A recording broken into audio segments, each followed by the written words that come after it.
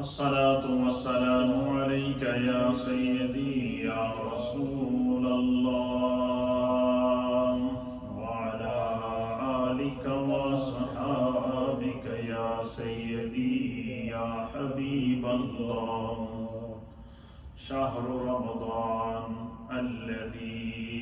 أنزل فيه القرآن. صدق الله مولانا العظيم وصدق رسوله النبي الأمين الكريم.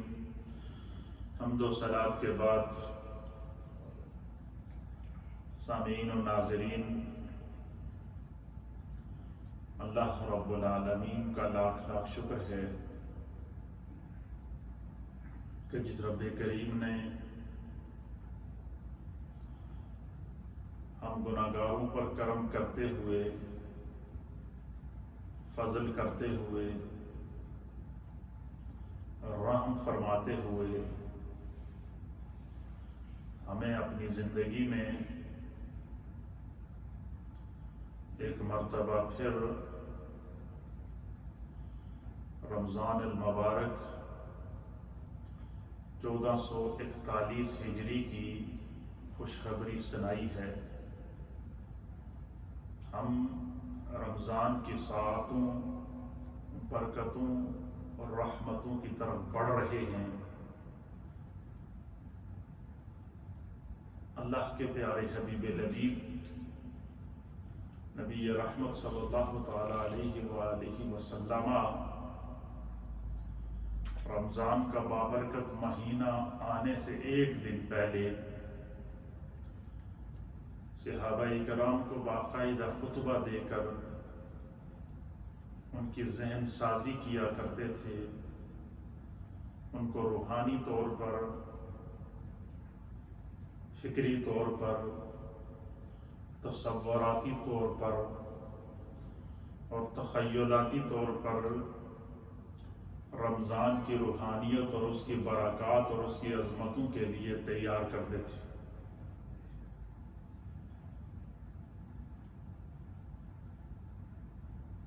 میں نے اپنی زندگی میں جو اللہ نے مجھے زندگی اس وقت تک عطا کی ہے، جب سے میں نے ہوش سنبھالا ہے آج تک، میں نے اس سے پہلے ایسا رمضان نہیں دیکھا کہ پوری امت مسلمہ آزمائش میں ہو، مساجد بند ہوں، حتیٰ کہ بیت اللہ شریف میں آنے والے زائرین عمرہ کے لیے بھی راستے بند ہوں، روضہ رسول صلی اللہ تعالی علیہ وآلہ وسلم پر مشرق، مغرب اور شمال اور جنوب سے پروانہ وار آنے والے عاشقوں کے لیے بھی راستے بند ہوں۔ اس سے بڑی آزمائش میں نے اپنی زندگی میں تو نہیں دیکھی، اور میں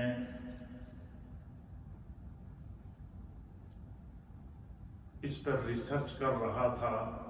کہ تاریخ اسلام میں کیا اس سے پہلے بھی کوئی ایسی نظیر ملتی ہے کہ اس طرح پوری دنیا لاک ڈاؤن ہوئی ہو، تو میری نظر سے ایسی کوئی روایت نہیں گزری۔ یہ دنیا کا ایک انوکھا واقعہ ہے، عبرت آموز واقعہ ہے، انسانیت کے فکر و خیال کو جھنجھوڑنے والا واقعہ ہے، اور بالخصوص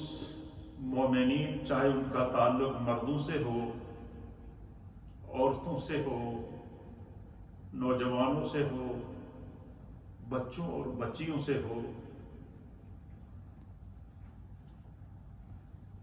ہر ایک انسان محصور ہے، لاک ڈاؤن میں ہے۔ میں نے اپنی زندگی میں تو یہ واقعہ اور ایسی صورتحال پہلی دفعہ دیکھی ہے، اور تاریخ اسلام بھی یہی بتا رہی ہے کہ اس سے پہلے کبھی بھی کسی بھی دور کے اندر برے سے برے حالات ہی کیوں نہ ہوئے ہوں، پوری دنیا کبھی لاک ڈاؤن نہیں ہوئی ہے۔ یہ حالات کا وہ رخ ہے اور یہ وہ حقیقت ہے جس کو سمجھنا ہر مسلمان کے لیے بالخصوص اور ہر انسان کے لیے بالعموم، چاہے اس کا تعلق کسی بھی مذہب سے ہو، دین سے ہو، کسی بھی دین سے ہو، ضروری ہے۔ یہ خداوند قدوس کی بہت بڑی پکڑ ہے جس میں انسانیت آ چکی ہے، اور ہمارے جتنے بھی لوگ ہیں اکراس دا بورڈ میں بات کر رہا ہوں، مسلمانوں کے ساتھ ساتھ جتنے بھی دوسرے ادیان ہیں ان کو بھی میں اس میں شامل کر رہا ہوں، میں اس وقت انسانیت کی بات کر رہا ہوں، اس کے باوجود، اتنی بڑی پکڑ کے باوجود ہر عبادت گاہ بند ہے، چاہے وہ چرچ ہو، چاہے وہ مندر ہو،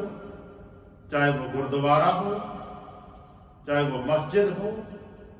چاہے کسی بھی مذہب کی کوئی عبادت گاہ ہو، وہ اس وقت دنیا میں لاک ڈاؤن کی طرف جا رہی ہے۔ انسانیت جھگڑی ہوئی ہے۔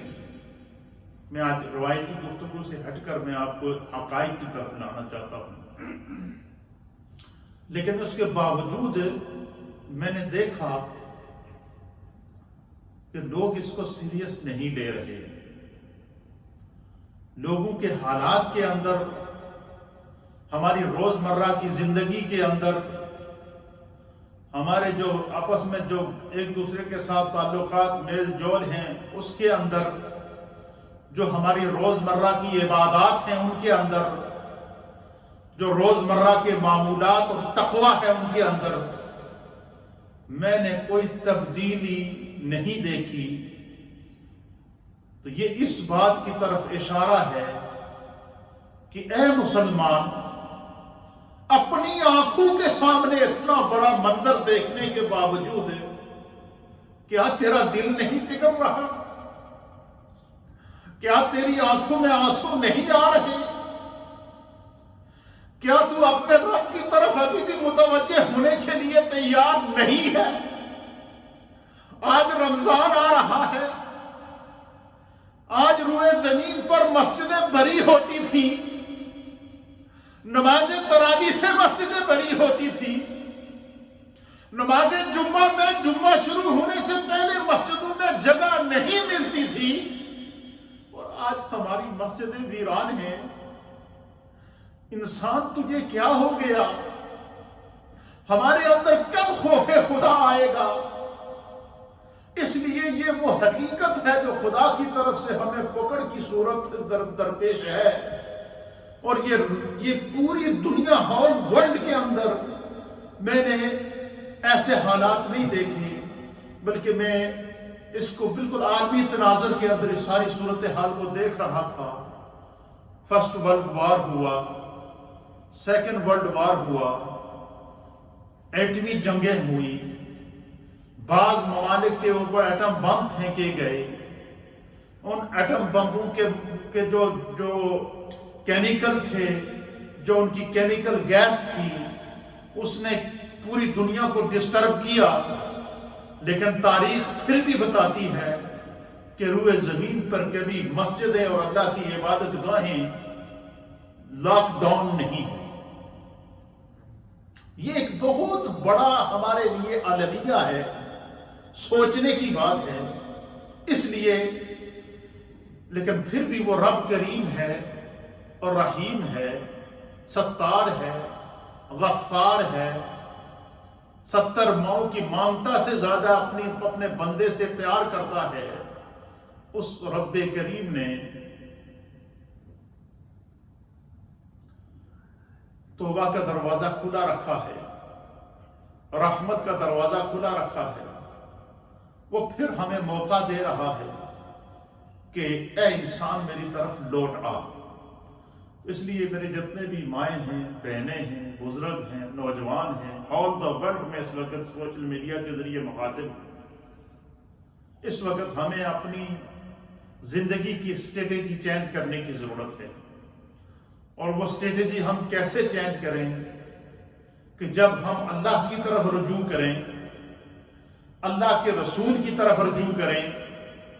اللہ کے دین کی عطا کردہ دین کی طرف رجوع کریں،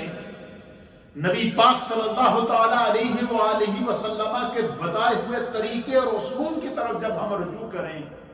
تو پھر ہمارا تصور یعنی ہماری سوچ، ہمارا تخیل، ہمارا خیال، ہماری فکر، ہمارا ظاہر، ہمارا باطن، ہر شے ہماری خدا کی طرف متوجہ ہونی چاہیے، دین کی طرف متوجہ ہونی چاہیے۔ یہ اللہ ہمیں بار بار موقع دے رہا ہے۔ تو میں یہ جتنا بھی سوشل ڈسٹینس اس وقت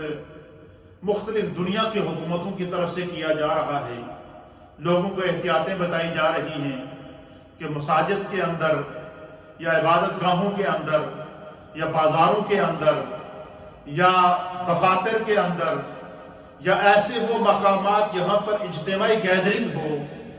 وہاں پر جانے سے اپنے آپ کو روکے رکھیں، کیونکہ یہ وائرس 1 سے 2 کو، 2 سے 10 کو، 10 سے 20 کو، 20 سے 100 کو، 100 سے 500 کو، 500 سے آگے 5000 کو، پھر لاکھوں میں چلا گیا ہے، اور لاکھوں لوگ اس وقت اس کی نظر بھی ہو چکے ہیں۔ تو یہ جتنے بھی ہمیں سوشل ڈسٹینس بتایا جا رہا ہے، احتیاطی تدابیر بتائی جا رہی ہیں، ہول دا ورلڈ جو دنیا کے ریسرچر اور ڈاکٹرز اور سائنسدان ہیں جو انسانیت کو اس وقت سوشل ڈسٹینس کی جو وہ بار بار تاکید کر رہے ہیں، اور اس کی ابھی تک کوئی دوا ویکسین بھی تیار نہیں ہوئی، تو اس لیے اس کا علاج صرف یہی بتا رہے ہیں کہ یہ سوشل ڈسٹینس ہے۔ لیکن اس موقع پر میں پوری ملت اسلامیہ سے مخاطب ہوں، نبی پاک کی پوری امت سے مخاطب ہوں، ہر اس دل اور ہر اس شخص سے میں مخاطب ہوں جس دل کے اندر ایمان کا نور موجود ہے، جس دل کے اندر خداوند قدوس اور اس کے رسول کی ذات پر ایمان کا نور موجود ہے، جس ذہن کے اندر خدا نے سوچنے اور سمجھنے کی صلاحیت دی ہے۔ یہ جتنے بھی ہمیں سوشل ڈسٹینس بتائے جا رہے ہیں، جتنی احتیاطی تدابیر بتائی جا رہی ہیں، یہ ہمیں ضرور کرنی چاہیے، لیکن یہ سارے کے سارے سوشل ڈسٹینس اور ساری کی ساری جو احتیاطیں ہیں یہ